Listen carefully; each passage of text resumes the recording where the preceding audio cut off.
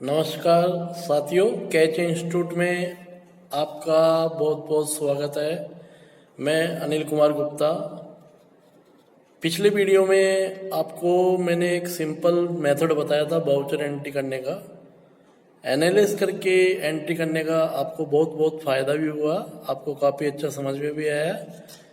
अधिकतर स्टूडेंटों ने एनालिस करके आपके मेरे को सही जवाब भेजा है, तो मैं सबको धन्यवाद करता हूँ। अब वाउचर एंट्री का दस में कुछ एक विशेष जानकारी और ध्यान में रखो, कई स्टूडेंट को दिक्कत आई थी, तो इसके लिए मैंने एक विशेष जानकारी तैयार की है, जिससे ये जानकारी आप वाउचर एंट्री करते समय ध्यान में रख के वाउचर एंट्री का कंसेप्ट क्लियर करोगे तो लाइफ में कभी और दिक्कत नहीं आएगी। तो ये एक आपको कुछ विशेष जानकारी मैं बता रहा हूँ वाउचर एंट्री करते समय। फर्स्ट है इसमें कि किसी भी ट्रांजैक्शन में यदि पर्सनल अकाउंट प्रभावित होता है, मतलब व्यक्तिगत खाता प्रभावित होता है, तो उस पर्सन के बारे में ही देखना है अपन को। जो पर्सनल अकाउंट प्रभावित हो रहा है ना, उस पर्सन के बारे में ही देखना और कुछ नहीं देखना। उस पर्सन के बारे में अपन को क्या देखना है, सिर्फ दो ही चीज देखनी है कि व्यक्ति पाने वाला है या देने वाला, पर्सन रिसीवर है या गिवर है। पाने वाला है तो उसके खाते को क्या करना है, अपन को डेबिट करना है, और देने वाला है तो उसके खाते को क्या करना है, अपन को क्रेडिट करना है। मतलब तो ये पर्सन से रिलेटेड खाते में सिर्फ आपको ये दो ही जानकारी देखनी है पर्सन के बारे में, कि पर्सन रिसीवर है या गिवर है, इसके अलावा कुछ नहीं देखना। सेकंड है, यदि किसी ट्रांजैक्शन में रियल अकाउंट्स प्रभावित होता है, मतलब वास्तविक खाता प्रभावित होता है, तो हमें उस धन या स्थायी संपत्ति के बारे में सिर्फ दो ही चीज देखनी है कि धन या संपत्ति व्यापार में आ रहा है या जा रहा है। आ रहा है, इनकमिंग हो रहा है तो डेबिट करना है, आउटगोइंग हो रहा है तो क्रेडिट करना है। तो इसमें क्या देखना है अपन को, आना और जाना, इनकमिंग और आउटगोइंग। जैसे कैश अकाउंट क्या है अपना, रियल अकाउंट है। अपन को देखना है कि बिजनेस में कैश आ रहा है तो डेबिट होगा, कैश जा रहा है तो क्रेडिट होगा। ऐसे ही जितने भी स्थायी संपत्ति व्यापार की, सब क्या है, फिक्स एसेट्स। तो जो भी स्थायी संपत्ति व्यापार में आ रही है, तो स्थायी संपत्ति को उसके नाम से अपन को डेबिट करना है, और जा रही है तो क्रेडिट करना है। मतलब तो इसमें इनकमिंग और आउटगोइंग देखना है। थर्ड है अपना, यदि किसी भी ट्रांजैक्शन में नॉमिनल अकाउंट्स प्रभावित होता है, मतलब इनकम एंड एक्सपेंडिचर अकाउंट प्रभावित हो रहा है, तो नॉमिनल अकाउंट्स में क्या देखना है अपन को, न तो रिसीवर गिवर देखना है, पाने वाला और देने वाला न आना जाना देखना है उसके बारे में, है ना। सिर्फ अपन को उसका नेचर पहचानना है, अपन को प्रकृति पहचाननी है। अधिकतर स्टूडेंट नॉमिनल अकाउंट्स में गलती करते हैं।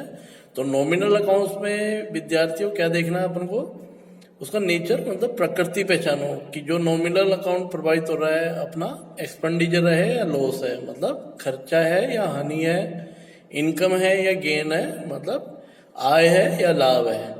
अगर अपन को लगता है ये व्यापार का एक्सपेंडिचर है या लॉस है तो डेबिट कर दो, और इनकम और गेन है तो क्रेडिट कर दो। तो ये तीनों विशेष जानकारी आप ध्यान रख लो, रूल्स के अकॉर्डिंग डेबिट किट करो, और जो मैंने विशेष जानकारी बताई अभी उसको फॉलो करो, तो डेबिट किट में आपको कम से कम गलतियां होगी। और एक दोस्तों, एक चीज ये ध्यान रखो कि जब भी अपन ट्रांजेक्शन की एंट्री करते हैं तो ये अपने बिजनेस के ट्रांजैक्शन मान के करो। मतलब अपन जब भी अकाउंट्स का काम करें तो जितने भी ट्रांजैक्शन है, जो भी क्वेश्चंस के जो ट्रांजैक्शन है, इसको अपनी शॉप के ट्रांजैक्शन मान के करो कि ये मेरी दुकान के सौदे हैं। क्योंकि अपन अपनी दुकान के सौदों को ध्यान में रखते ही प्रविष्टि कर सकते हैं। कई स्टूडेंट्स है कि दूसरे की पुस्तकों में जाके एंट्री करते हैं तो गलत हो जाता है, उल्टा काम हो जाता है। तो हमेशा अकाउंट्स का नियम है कि एक जगह व्यवस्थित होके ध्यान में रख के अपन एंट्री करेंगे तो गलती नहीं के बराबर होगी। मतलब तो ये मेरा एक कंसेप्ट ध्यान रखो, जब भी जो ये ट्रांजैक्शन है अपनी दुकान के सौदे मान लिया करो, और दुकान के सौदों में जो भी पर्सनल अकाउंट है, रियल अकाउंट है या नॉमिनल अकाउंट है, तो सही खातों की पहचान करो, रूल्स फॉलो करो। एक ये विशेष जानकारी मैंने बताई, इसको फॉलो करो तो कभी दिक्कत नहीं होगी आपको। और तीन, ये अदर इन्फॉर्मेशन भी ध्यान में रखा करो एंट्री करते समय, जिससे बहुत जरूरी है। फर्स्ट अदर इन्फॉर्मेशन है, यदि किसी भी ट्रांजैक्शन में, यदि किसी भी सौदे में व्यक्ति के नाम के साथ नगद शब्द नहीं है, मतलब पर्सन के साथ क्या है, नगद शब्द नहीं दे रखा, तो ऐसे ट्रांजेक्शन को क्या मानेंगे अपन, उधारी मानेंगे, मतलब क्रेडिट ही मानेंगे। जैसे फॉर एग्जाम्पल राम को 10,000 रुपये का माल बेचा, तो यहाँ पे क्या नगद शब्द कहीं पे भी नहीं है, good sold to Ram of rupee 10,000। तो ये अपन ने क्या किया, क्रेडिट सेल की है मतलब राम को, तो यहाँ पे कैश कोई प्रोवाइड नहीं हुआ, इसको क्या मानेंगे अपन, उधारी मानेंगे। आप बोलोगे 10,000 रुपये लिखे हुए हैं इसमें, तो माल बेचेंगे तो रकम तो लिखनी पड़ेगी ना बिल में, कितने रुपए का माल बेचा। तो जब तक नगद शब्द नहीं है, प्राप्ति शब्द नहीं है, भुगतान शब्द नहीं है, तो वो कोई नगद नहीं माना जाएगा, वो कैश खाता प्रोवाइड नहीं होगा। सेकंड है, यदि किसी भी ट्रांजैक्शन में पार्टी के नाम के साथ नगद शब्द भी दे रखा है, प्राप्ति शब्द दे रखा है, भुगतान शब्द दे रखा है, और साथ में कोई नॉमिनल अकाउंट्स या रियल अकाउंट्स भी प्रवाहित हो रहा है, तो ऐसे ट्रांजैक्शन को अपन नगद सौदा मान के ही प्रविष्टि करेंगे, मतलब पार्टी को वहां पे भूल जाएंगे अगर पार्टी के साथ ज्यादा ट्रांजैक्शन अपन अकाउंट्स मेंटेन नहीं करते। फॉर एग्जाम्पल जैसे इसी में ले लो, राम को 10,000 रुपये का नगद माल बेचा, तो इसमें अपन ने क्या जोड़ दिया, नगद शब्द, good sold to Ram of rupee 10,000 in cash. तो अपन ने राम को क्या बेचा, 10,000 रुपये का नगद माल बेचा। तो यहाँ पे क्या हुआ, राम का अकाउंट्स प्रभावित हो रहा है, कैश हो रहा है, और माल बेचने को बोलते हैं सेल्स। लेकिन जब वो अपन ने माल बेचा, उसके बदले क्या आ गए, पैसे आ गए, कैश आ गई। तो यहाँ राम का खाता खोलने से मतलब ही नहीं है, सीधा कैश टू सेल्स कर सकते हैं अपन, इग्नोर कर सकते हैं राम को मतलब। तो ऐसे ही प्रदीप से 3,000 रुपये कमीशन के प्राप्त किए, तो यहाँ पे प्रदीप अकाउंट आ गया प्रभावित, कमीशन रिसीव आ गया, और प्राप्ति भुगतान नगद शब्द तो कैश अकाउंट प्रभावित होता है। तो यहाँ पे सीधा अपन कैश आ रहा है, और किस चीज का पैसा आ रहा है, कमीशन का, तो प्रदीप को भूल सकते हैं। तो अपन को ये ध्यान रखो, किसी भी ट्रांजैक्शन में पार्टी के नाम के साथ नगद शब्द आ जाए, प्राप्ति शब्द और भुगतान शब्द, और साथ में ये ध्यान रखो, साथ में किसी रियल या नॉमिनल अकाउंट्स का नाम है, तो उस ट्रांजैक्शन में अपन पार्टी को इग्नोर कर सकते हैं, भूल सकते हैं, सीधा कैश मान के भी प्रविष्टि कर सकते हैं। लेकिन और थर्ड चीज ये ध्यान रखो कि किसी भी ट्रांजैक्शन में न तो पार्टी का नाम है, न नगद शब्द है, तब भी ऐसे सौदों को क्या मानेंगे अपन, नगद सौदा मान के ही प्रविष्टि करेंगे। फॉर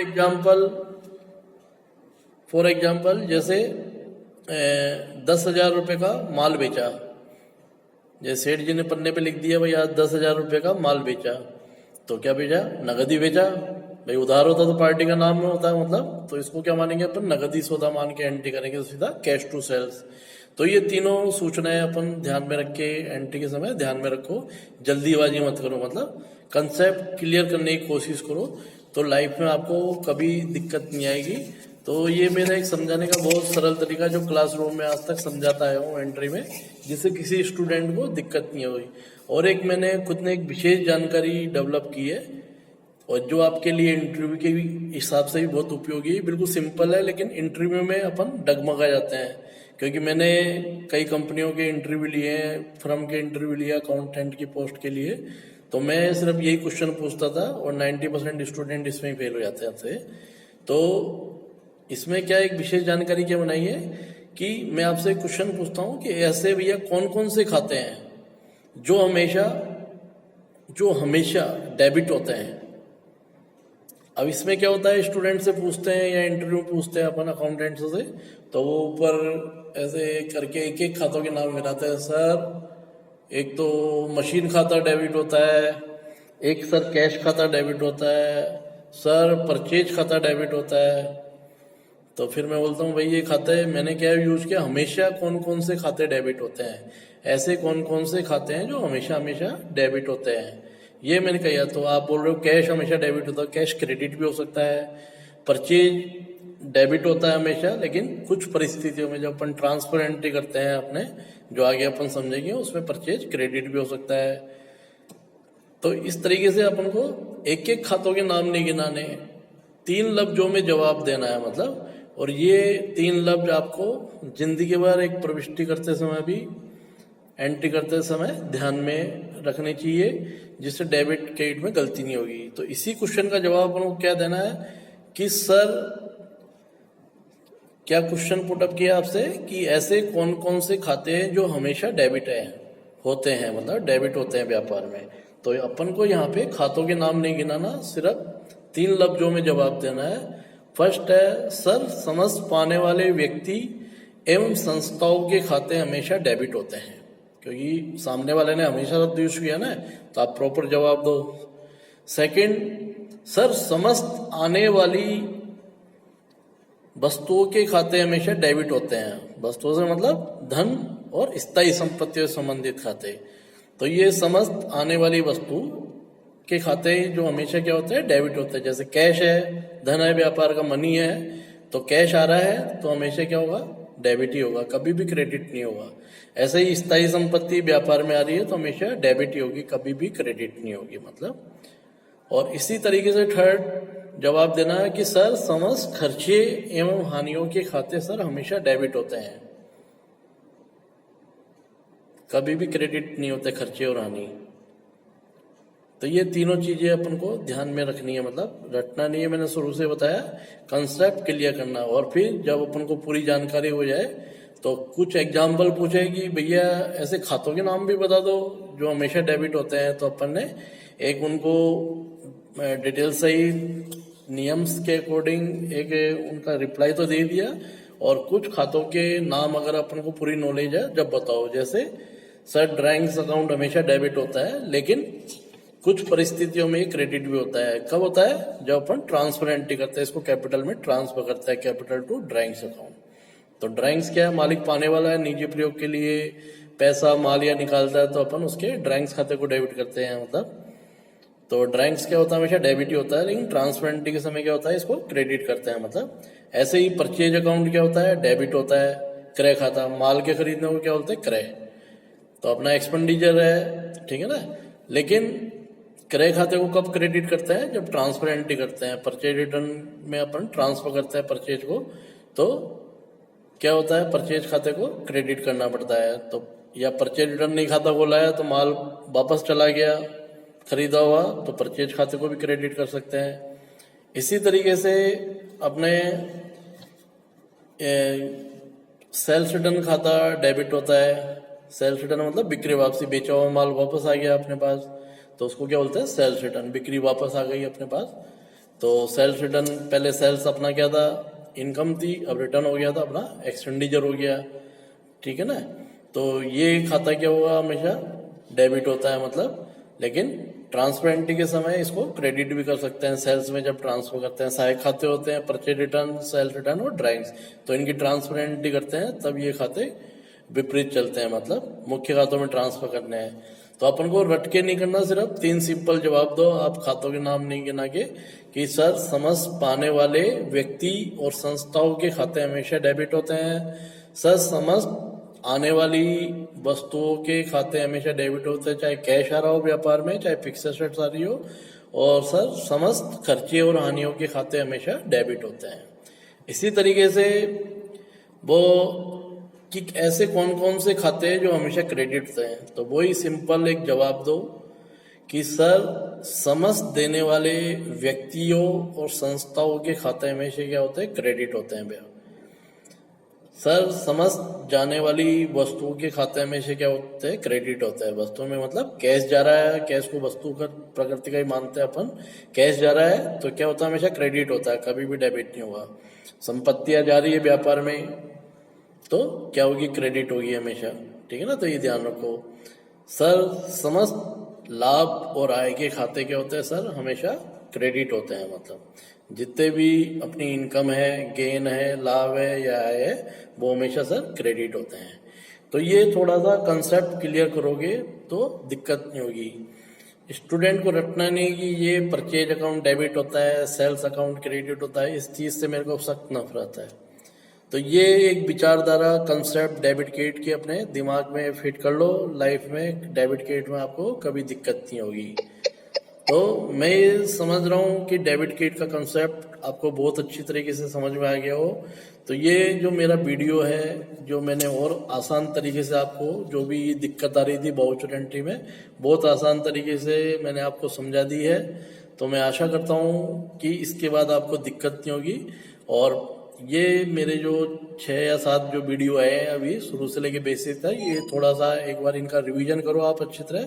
जो भी मेरे खातों की पहचान का क्वेश्चन है, 15 एंट्री वाला क्वेश्चन है, उसको एक बार और जो भी गलतियां वो सुधारो, और जिन्होंने क्वेश्चन नहीं किया उसको एनालाइज करके करो और अच्छी तरह समझो। फिर भी कोई दिक्कत है तो आप मेरे से बाई फोन, टेलीफोन से पूछ सकते हो, तो मैं आपका उसका पूरा जवाब दूंगा। और मैं आपसे हमेशा रिक्वेस्ट करता आ रहा हूँ कि ये मेरे वीडियो जो भी है आप ध्यान से सुनिए। एक ये मान के चलिए कि हम क्लास में बैठे हैं और उसी मन लगा के ये सारे वीडियो ध्यान से सुनिए, जिससे आपको पूरा समझ में आए।